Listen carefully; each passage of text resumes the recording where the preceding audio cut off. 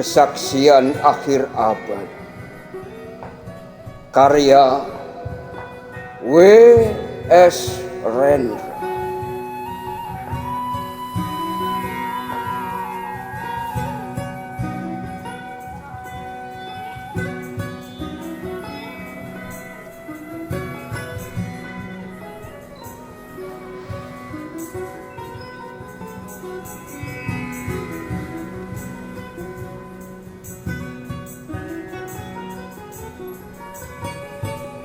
Ratap tangis menerpa pintu kalbu. Bau anyir darah mengganggu tidur malamku.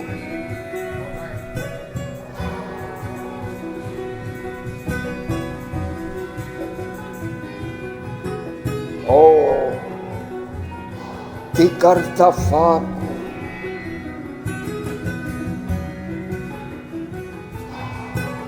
oh, bau sungai Tohor yang kotor. Bagaimana aku akan bisa membaca keadaan ini?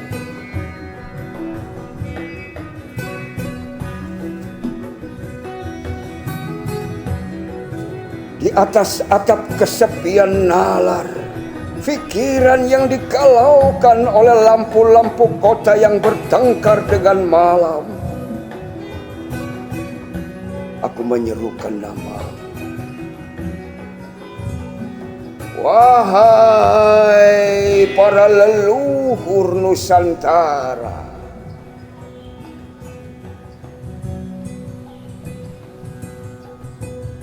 oh Sanjaya, leluhur dari kebudayaan tanah, oh Purnawarman, leluhur dari kebudayaan air. Kedua wangsamu telah mampu mempersekutukan budaya, tanah, dan air.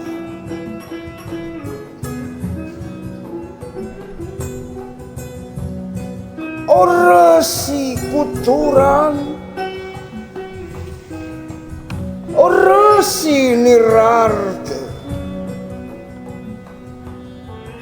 empu-empu tampan yang penuh kedamaian, telah kamu ajarkan tatanan hidup yang aneka dan sejahtera yang dijaga oleh Dewan Hukum Adat.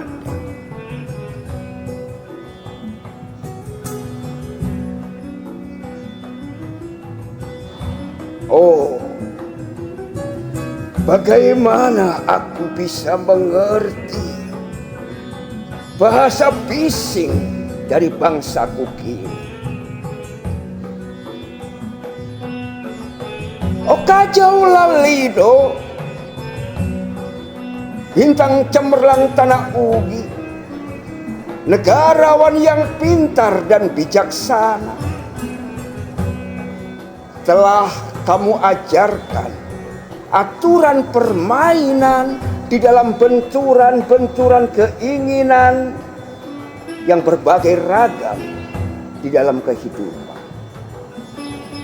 Adu, bicara, rapang, dan war.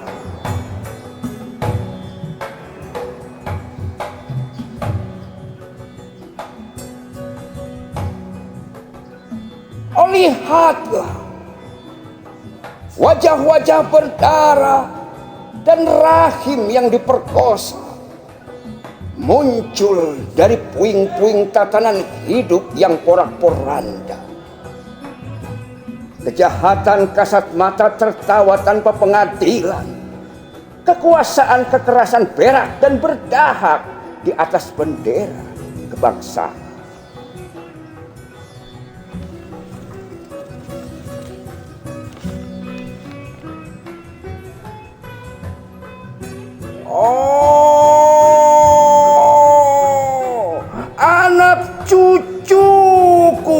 zaman cybernetik,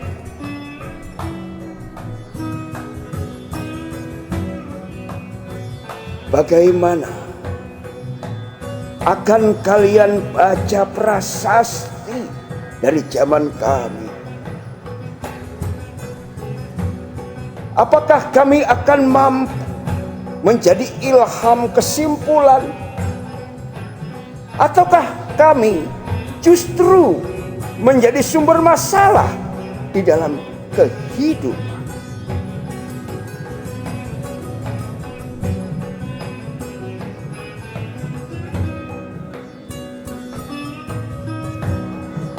Dengan puisi ini,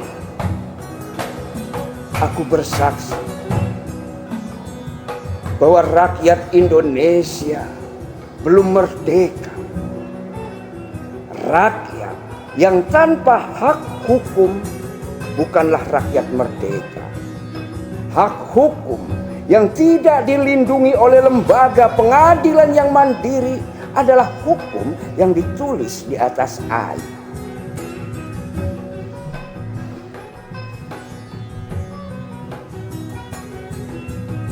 Bagaimana rakyat bisa merdeka bila polisi menjadi aparat pemerintah dan tidak menjadi aparat hukum yang melindungi hak warga negara?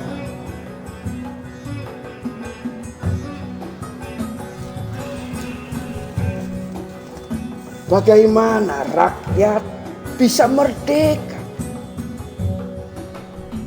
bila birokrasi negara tidak menjadi aparat rakyat, melainkan menjadi aparat pemerintah yang berkuasa?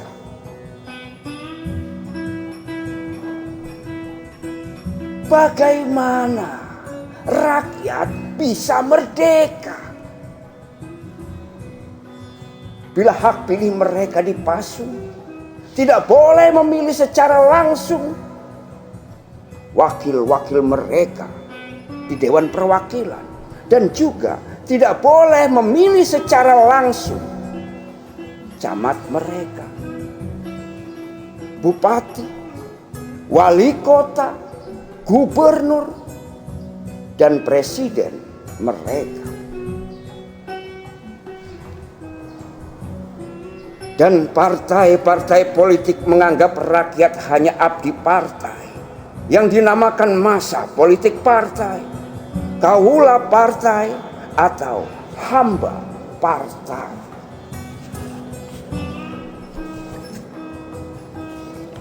Bagaimana rakyat bisa merdeka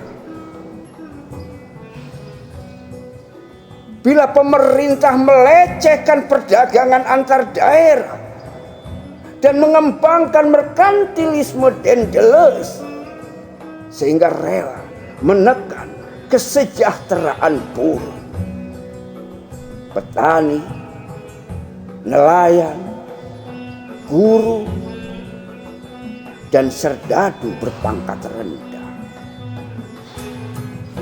Bagaimana rakyat bisa merdeka bila provinsi-provinsi sekedar menjadi tanah jajahan pemerintah pusat? Tidak boleh mengatur ekonominya sendiri, tatanan hidupnya sendiri, dan juga keamanannya sendiri.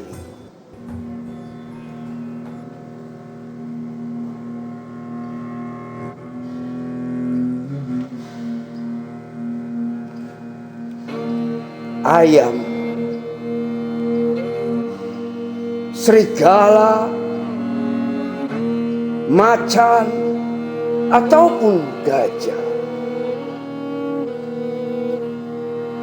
semuanya peka pada wilayahnya. Setiap orang juga ingin berdaulat di dalam rumah tangganya.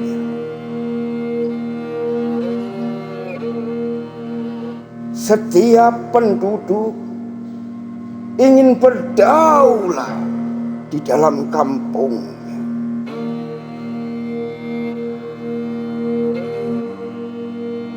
Dan kehidupan berbangsa tidak perlu merusak daulat, kedaerahan.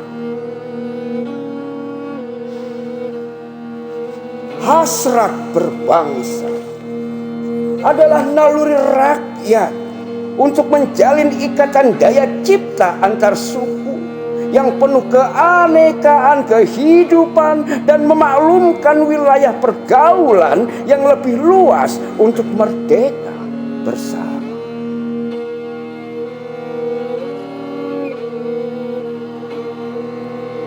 Tetapi lihatlah selubung kabut saat ini.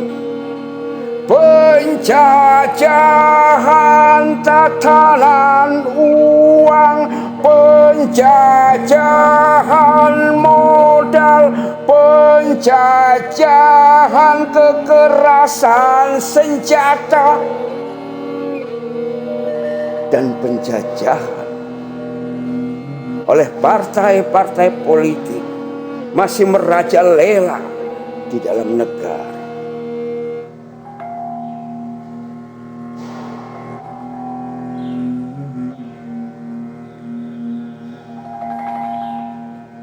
Dengan puisi ini aku bersaksi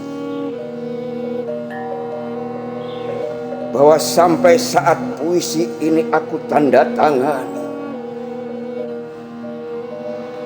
para elit politik yang berkedudukan ataupun yang masih di jalan tidak pernah memperjuangkan sarana-sarana kemerdekaan rakyat. Mereka hanya rusuh dan gaduh, memperjuangkan kedaulatan golongan dan partainya sendiri. Mereka hanya berbulat untuk posisi sendiri. Mereka tidak peduli kepada posisi rakyat, tidak peduli pada posisi hukum, posisi polisi, ataupun posisi birokrasi. Dengan picik, mereka akan mendaur ulang malapetaka bangsa dan negara yang telah terjadi. Oh, Indonesia, Indonesia, negara yang kehilangan makna. Rakyat sudah dirusak asas tatanan hidupnya, berarti sudah dirusak dasar peradabannya, dan akibatnya dirusak pula kemanusiaannya. Maka sekarang negara tinggal menjadi peta, itu pun peta yang rusuh dan hampir sobek pula.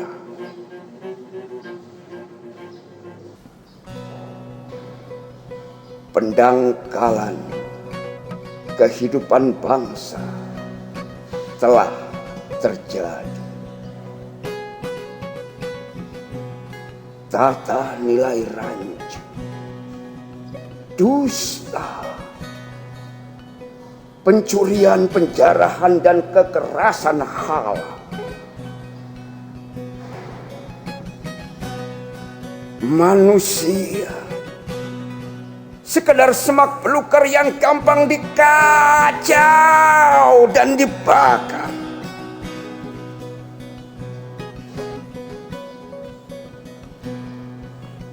Paket-paket pikiran yang murah dijajakan, penalaran amarah yang salah mendorong rakyat terpecah belah.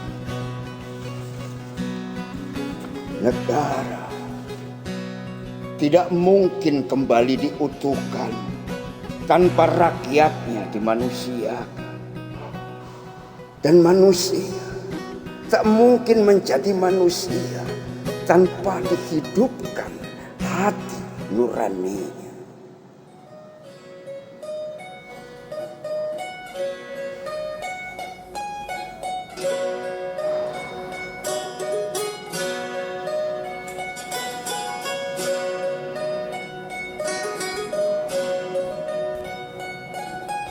Hati nurani adalah hakim adil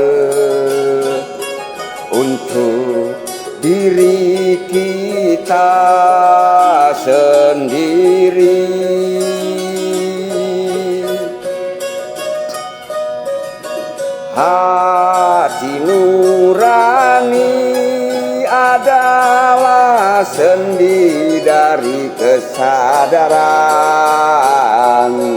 akan kemerdekaan pribadi.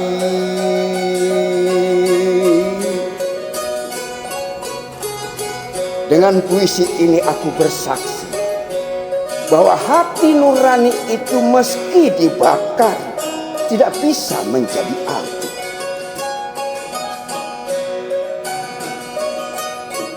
Hati nurani senantiasa bisa bersemi meski sudah ditebang, putus dibakar.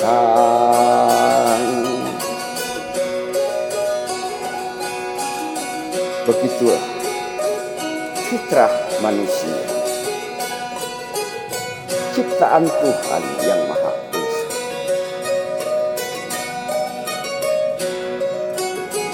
Candi Ceto, 31 Desember 1999.